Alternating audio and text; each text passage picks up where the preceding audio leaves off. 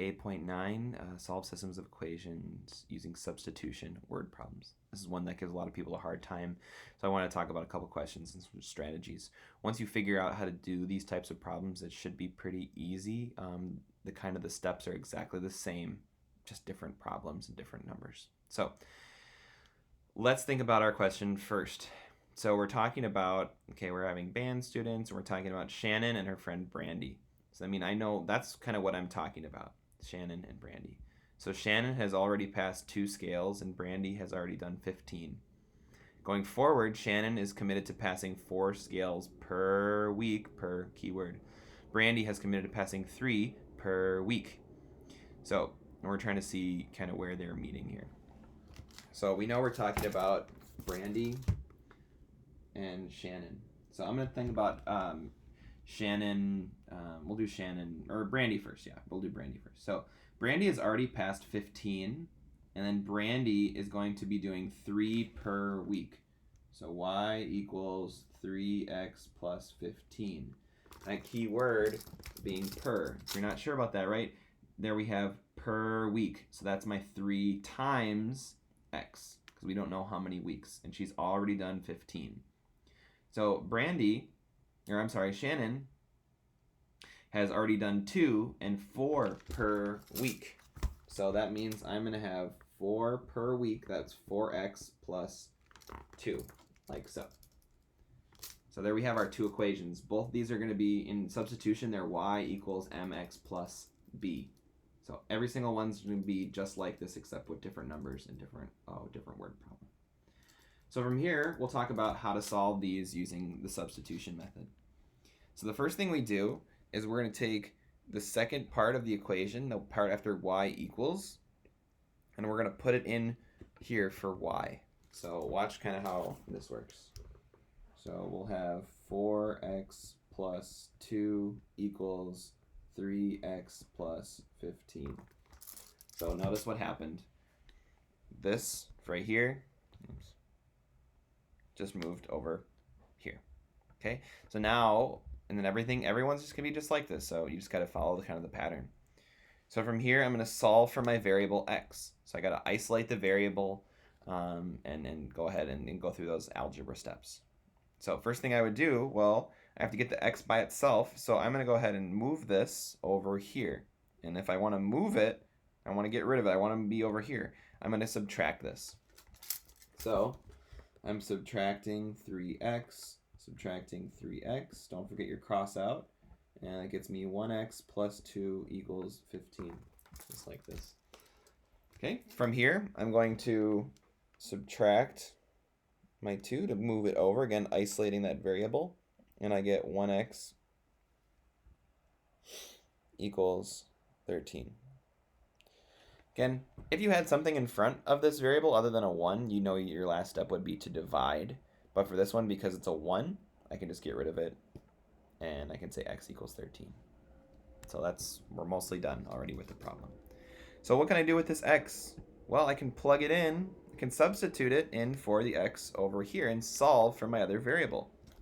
So I can say that y equals 4 times 13 plus 2. So again, we call this substitution because I am substituting in 4 different variables. So the next, and kind of my last step of sorts, is I'm going to multiply. I'm just going to go through this other part. So I have y equals 4 times 13 is 52 plus 2. 52 plus 2 is 54. Again, use a calculator for these if you're not totally sure. I know I did for 4 times 13. So the last kind of part is we say, okay, where do these numbers go? Because if you go through all this work and you put them in for the wrong blanks, you're going to get the question wrong and you'll be upset. So the easiest way to think about this is, okay, remember that keyword per. So 4 scales per week. So if per tells me to multiply, that means that 4 scales per is multiply week. That means that x is the weeks. X is the weeks. So if I say here in my problem, I say 13 weeks because x is 13. And that just means my other one's going to be 54. Okay. Oh, good. I got it. Okay, I will move this up. And again, if you're working on this one too, look what happened. I got one question, 28. That's pretty cool. And this one, actually, look at this. This one even only has one level. So that means they're all kind of the same level. They're not going to get harder. So again, once you kind of figure out the pattern to these, this should be no problem. So let's work on another one, and then I'll let you go on this. So 2 workers in a holiday boutique are filling stockings. Bella has already filled 9 and will continue to fill them at a rate of 1 stocking per hour. Steve can fill 4 stockings per hour. So we're talking about Bella and Steve. Bella and Steve. So let's think about Bella first. Bella has already filled 9 and is going to do 1 per hour. So that means I know that it's going to be 1x plus 9. 1x plus 9. So she's already done 9 and doing 1 per hour. Steve can do 4 per hour. Now notice that for this one, we don't have a b to this one. That's okay. That means it's just a little bit easier actually, because it doesn't say he's already filled any. So he just has 4 per hour. So again, my next step for this is I'm going to take, and it doesn't really matter which one you do, you're going to take the part after y equals and put it into the other equation where y is. So I'm going to say 4x equals 1x plus 9, just like that. And then I'm going to isolate my variable. So first thing I would do would be subtract 1x from both sides, which gets me 3x equals 9. Okay. So 3x equals 9. My last step, if I have something in front of that variable like that, is I'm going to divide each side by 3. X equals 3. X equals 3. Again, when I have that x, what I can do is I can plug it into my other equation. So I'm going to plug it into this equation right here. That means y equals 4 times, no longer it's not x, it's 3, because we found out that x is 3.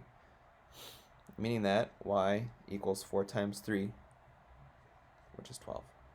So we have x is 3, y is 12. Again, we want to make sure that we put these numbers into the right parts. Well, if I know that, we think about the 1 stocking per hour. So 1 stocking per is the multiply hour. So that means x is the hours. So x is 3 and y is 12. Again, if you want to change, the interesting thing about these ones too is if you want to check to make sure your answer is correct, what you can do is you can plug in the numbers, your variables, into these. So if I put, if x is 3 and y is 12, I can kind of plug that back into this. I can say, okay, 1 times 3 is 3 plus 9 equals 12. Or this one, 12 equals 4 times 3. It works for both of them. That means I know I got it right.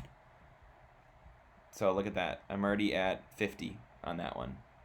2 questions, 50. So I hope that helped. Again, once you get the hang of these, they're all the same. You just need to learn how to do them, and I think you'll be okay. If you ever want to do these with me on video chat, I can definitely help you out on that. Just email me, and we can set up a time to do that on Google Hangouts. All right. Hope everybody's doing great at home and getting some work done at the end of this quarter. All right. Bye.